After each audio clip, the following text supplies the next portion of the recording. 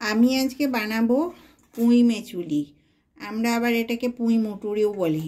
তো পুঁই মুটুরিটা আমি এইভাবে বেছে কেটে নিয়েছি। এদিকে আমি নিয়েছি কচু, গাঁটি কচু, এখানে আছে মূলো পাতলা পাতলা করে কেটেছি, আর একটুখানি বেগুন, আর এদিকে নিয়েছি চিংড়ি। চিংড়িটা এখন ছাড়িয়ে নেব। আমি পুঁই মেচুলির চচ্চড়ি বানাবো কিভাবে, তাহলে আপনারা দেখুন। আমি গ্যাসটা অন করে নিয়েছি, এবারে কড়াইয়ে আমি তেল দেব। একটু কম করেই এখন তেল দিয়েছি। আমি চিংড়িটা ভেজে নেব। চিংড়ি মাছটা ভাজা হয়ে গেছে, আমি উঠিয়ে নেব। কড়াইয়ে আর একটু তেল লাগবে, তেল দেব।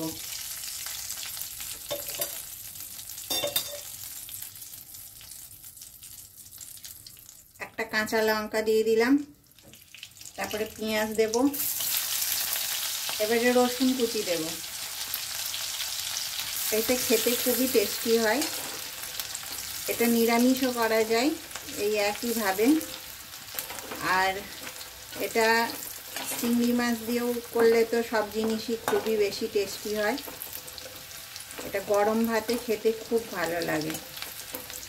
আপনারা অবশ্যই এইভাবে একবার ট্রাই করে দেখবেন। আপনারাও আপনাদের মতন বানান, একবার আমার মতন বানিয়েই দেখবেন। এবারে আমি সব সবজিগুলো আর পুঁই মেচুলিটা দিয়ে দেব। এরপরে আমি নুন দেব। আমি একটু কাঁচা লঙ্কা বাটাও দিয়ে দিচ্ছি, এর মধ্যে গোলমরিচ পাউডার দিলাম।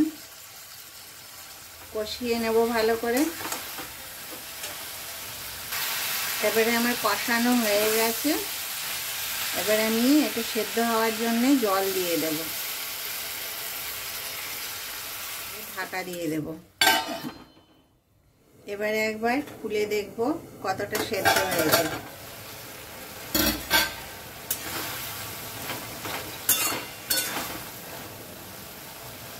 সেদ্ধ হয়ে গেছে, ভালোই সেদ্ধ হয়ে গেছে।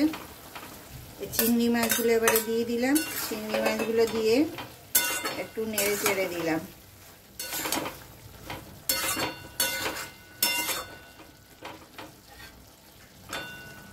আর একটু ঢাকা থাক, ঢাকনাটা খুলবো।